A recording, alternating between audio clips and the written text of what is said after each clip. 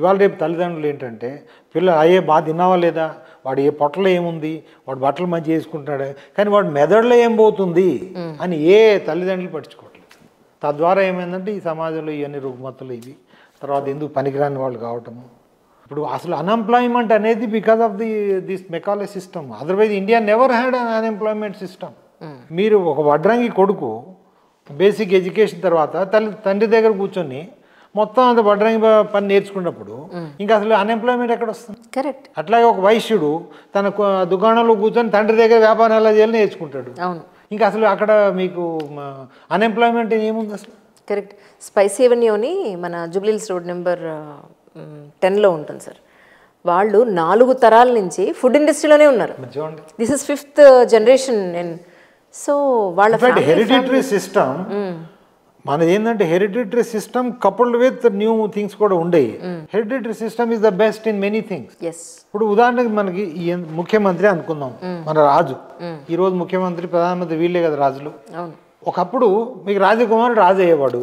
నేను ప్రతి 5 ఏళ్లకు పోయి మళ్ళీ ప్రజల నుంచి మీకు ఓటు తెచ్చుకోవాలని ఆయనకు ఆతృత ఉండకపోయేది కదా. జీవితాంతం నేను రాజుగానే ఉంటానని అనుకునేది.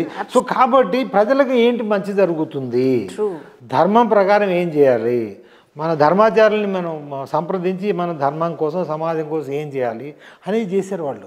అవును. ఈ ఇన్నేళ్లే ఉంటాను సంపాదించేసి మా వంశాలు కూర్చొని తినేయాలి ఈ ఆలోచనలు లేవు కదా. ఇప్పుడు మీరు 20-30 ఏళ్ళు కష్టపడి ఎంతో నానా గడ్డి గరిస్తే ఒక మంత్రి పదవో ఎమ్మెల్యేనో అవుతారు. 5 ఏళ్ళ తర్వాత ఉంటారో లేదు తెలియదు. మళ్ళీ ఆమెకి 20 ఏళ్ల కోసం సంపాదించాలి కదా. అదే అప్పుడు రాజులు ఏనాడన్నా మీరు రాజులు అవినీతి పాల్పడ్డారని మనం విన్నామా? ఇక్కడని కాదు, మీరు ఈవెన్ యూరోప్లో కానీ లేకపోతే ఇస్లామిక్ దేశాల్లో కానీ. సో కొన్ని వాటిలో హెరిడిటరీ సిస్టమ్ మంచిదమ్మా.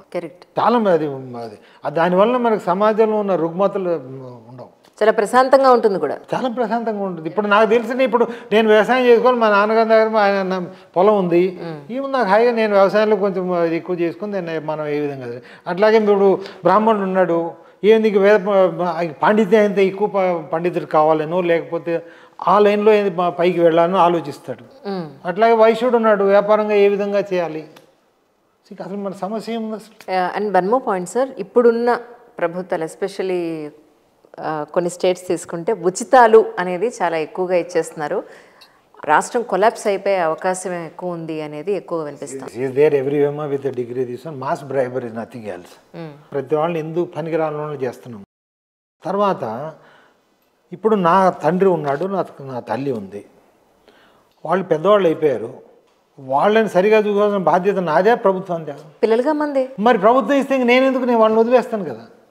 అంటే దానివల్ల మన బాధ్యత తయారవుతున్నాం. ఇన్స్టెడ్ ఆఫ్ నన్ను మందలించే బదులు అయ్యా నువ్వు తల్లి మీ అమ్మని నాన్న సరిగా చూసుకోవట్లేదని నన్ను మందలించే బదులు మీరు ప్రభుత్వం మేము చూసుకుంటానే నువ్వు వదిలేసే అన్నట్టుంది అన్నట్టు. మనం కష్టపడకుండా వచ్చిన డబ్బుకు విలువ ఉండదమ్మా. Exactly sir. ఆ తర్వాత ఇప్పుడు వీళ్ళు ఇచ్చేది కూడా వాళ్ళ సొంత డబ్బు కాదు కదా. సో తద్వారా ఏమవుతుందంటే దేశానికి మనకి అభివృద్ధి చేయడానికి కావాల్సిన డబ్బు ఖర్చు పెట్టకుండా ప్రజల మీద ట్యాక్సులు ఇప్పుడు మోదీ గారు వచ్చిన తర్వాత మన ట్యాక్స్ ఎంత పెరిగిపోయినాయి అంటే మీరు బ్యాంకులో ₹1,00,000 డిపాజిట్ చేస్తే do you know cash handling charges they charge. ఏది సార్ బ్యాంక్ నుంచే కట్ అయిపోతున్నాయి, ఎందుకు కట్ అయ్యాయి, దేనికి కట్ అయ్యాయో తెలియదు. అట్లాగే జిఎస్టీ చూడండి, 28% ఏంటమ్మా అసలు. మన హిందూ నాగరికతలో 1/6 కంటే ఎక్కువ మీరు చేయడానికి అంటే 16%. The maximum percentage of tax permissible as per our Hindu civilizational text ఈ 16%. అన్ని ట్యాక్స్లు కలిపి. ఈరోజు మీరు ఇన్కమ్ ట్యాక్స్ 33% తీసుకుంటారు. Suppose if I'm earning more than 10 lakhs I have to pay 30% plus surcharge 3%. నేను ఏది కొన్నానో దాని మీద జిఎస్టీ మళ్ళీ కట్టాలి 28%, 18% depending on the items that you by. ఇక మన దగ్గర అంటే మనం మొత్తం దోచుకోవటమే కదమ్మా. ఎందుకు దోస్తున్నారు ఇవన్నీ? ఇది ఈ తాయిలాలు ఇవ్వడానికే కదా. ప్రజలకు అర్థం కావట్లేదు సార్. ఆ తర్వాత GST is an indirect tax. It in fact impinges affects the poor man more than the rich man. ఇప్పుడు మీరు ఏదైనా ఈ నీళ్ళు కొన్నారనుకోండి, దాని మీద జిఎస్టీ 18%. నీళ్ళు బీదవాడు తాగుతాడు, దానికి కూడా తాగుతాడు. బట్ దేని బీదవాడు కూడా కట్టాలి కదా. So this is all bad. See, you help people who are in need, but not lazy fellows. Don't make a society lazy and useless. They are making, ఎందుకంటే వీళ్ళకి ఓట్లు కావాలి కదా. ప్రాబ్లం ఏంటంటే సార్, ఒక 70% పావర్టీలో ఉన్నవాళ్ళు, లోవర్ మిడిల్, బిలో పావర్టీలో ఉన్నవాళ్ళు ఉండడం వల్ల సో వాళ్ళని ఎడ్యుకేట్ చేయడం చాలా కష్టంగా ఉంది. లేదు అదేం లేదమ్మా. మీరు you take a class room అండి, ఆ తరగతిలో టీచర్ పిల్లలకు మంచిది చెప్తాడా లేకపోతే పిల్లలు ఏది కావాలంటే అది చెప్తాడా? పిల్లలు మంచిగా అంతే కదా. మరి నాయకులు అనేవాళ్ళు అదే కదా. మరి నాయకుడు అంటే ఏంటి? The one who leads. ఇంగ్లీష్లో లీడర్ అంటారు. What is meaning of that? The one who leads people. Are you leading or being led? ఇక ప్రస్తుతానికి హాట్ టాపిక్ ఏంటంటే రామ జన్మభూమి. రాముని విగ్రహ ప్రతిష్ఠ జరిగింది. సో మీరు ఇలా చూస్తారు? నేను చూసేట నేను శంకరాచార్యులు అని నమ్ముతానమ్మా. ఎందుకంటే ఆదిశంకర్ల వారు మన ధర్మము చాలా దైనందిన పరిస్థితిలో ఉన్నప్పుడు ఆదిశంకర్ల వారు, భగవాన్ ఆదిశంకర్ల వారు వచ్చి ధర్మాన్ని పునఃప్రతిష్ఠించారు మన దేశంలో. ఆయన 4 మఠాలను స్థాపించారు. పూరి, శృంగేరి, ద్వారక అండ్ బద్రీ, అక్కడ జోషి మఠ్ అంటారు. శంకరాచార్యుల వారు చెప్పిందే నాకు వేదం. శంకరాచార్యుల వారు అందరూ అన్నారు ఏంటంటే గుడి కట్టడం ఓకే, కానీ అది ఆగమ శాస్త్ర ప్రకారం కట్టలేదు. 2, మీరు చేసే ప్రతిష్ట కానీ దాని ముహూర్తం కానీ ఇవన్నీ సరిగా లేవు. 3వది, మీరు శంకరాచార్యుల మఠానికి ఇవ్వాల్సిన మర్యాద కానీ అదేమీ ఇవ్వలేదు, కాబట్టి మేము వెళ్ళమన్నారు. అంటే నేను ఇవన్నీ నా మాటలు, వాళ్ళ ఆంతర్యం నేను చెప్తున్నాను. శంకరాచార్యుల వారు అక్కడ వెళ్ళినంత వరకు, ముఖ్యంగా పూరి అను బద్రీ శంకరాచార్యుల వారు వెళ్ళినంత వరకు నేను కూడా దాన్ని గుడిగా గ్రహించను. ఇక్కడ వాళ్ళు మనకి ప్రామాణికం. శంకరాచార్యులు ఇప్పుడు నాకు రోగం వచ్చింది, నేను డాక్టర్ దగ్గర పోతాను, డాక్టర్ చెప్పింది నాకు ప్రామాణికం కదా. అంతే సార్. అట్లాగే మన ధర్మం విషయంలో వాళ్ళు చెప్పిందే ప్రామాణికం. సో నేను వాళ్ళు చెప్పింది ఫాలో అవుతాను. సో కాబట్టి నా ఉద్దేశంలో కూడా అది ఇంతవరకు దానికి ఇంకా గుడి స్థాయి రాలేదు, దేవాలయం అనే స్థాయి రాలేదు.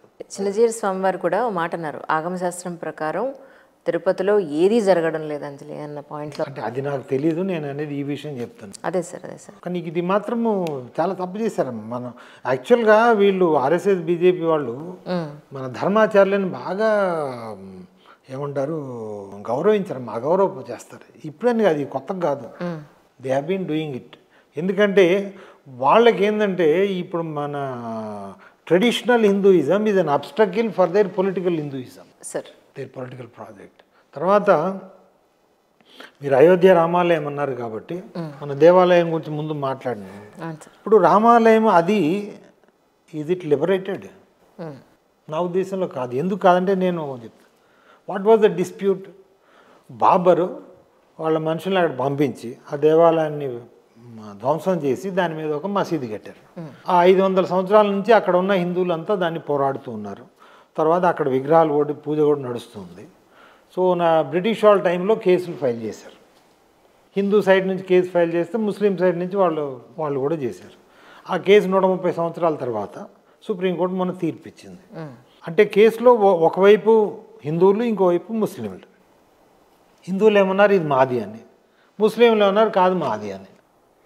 ఈ వివాదాన్ని సుప్రీంకోర్టు కానీ ఏ కోర్టు ఏ విధంగా పరిష్కరించాలి? సపోజ్ ఇప్పుడు ఈ టేబుల్ నాదని నేను అంటాను, ఇదేమో మీరు అంటారు. కోర్టు నాకో మీకో ఇవ్వాలి కదా. అది కాకుండా ఇది టేబుల్ తీసిపోయి అతనికి ఇస్తే అది న్యాయమా? ఇప్పుడు ఏం చేసిందంటే అప్పటి వరకు ఆ వివాదం ఉన్నంత వరకు సగం హిందువులకి సగం హక్కు ఉండేది, ఇక్కడ అక్కడ పూజలు చేసుకున్నాడు. అట్లాగే ముస్లింలకు కూడా కొంత హక్కు ఉండేది. హిందువులకు సగం హక్కును తీసి ప్రభుత్వానికి ఇచ్చేశారు. దేవాలయం మొత్తం ప్రభుత్వానికి వాళ్ళు హ్యాండ్ ఓవర్ చేశారు. సో దీనివల్ల అది అయోధ్య టెంపుల్ లిబరేట్ అయినట్ట లెక్క కానట్ట? It is not liberated. It is actually it has gone from one hand to another hand, that is government hand. So it is not a liberated temple, is not liberated. And Hindus are being fed with this false information that we have liberated Ayodhya temple. No. It has been taken over by the government and the RSS. It has not gone to the people originally who have been there. మహంతులు ఎప్పటి నుంచో కొన్ని శతాబ్దాలుగా వాళ్ళు దాన్ని కాపాడుతూ వచ్చిన మహంతులను వాళ్ళ గురించి వినట్లేదు. అది ఏం న్యాయం అది? సో కాబట్టి it's not a liberated temple.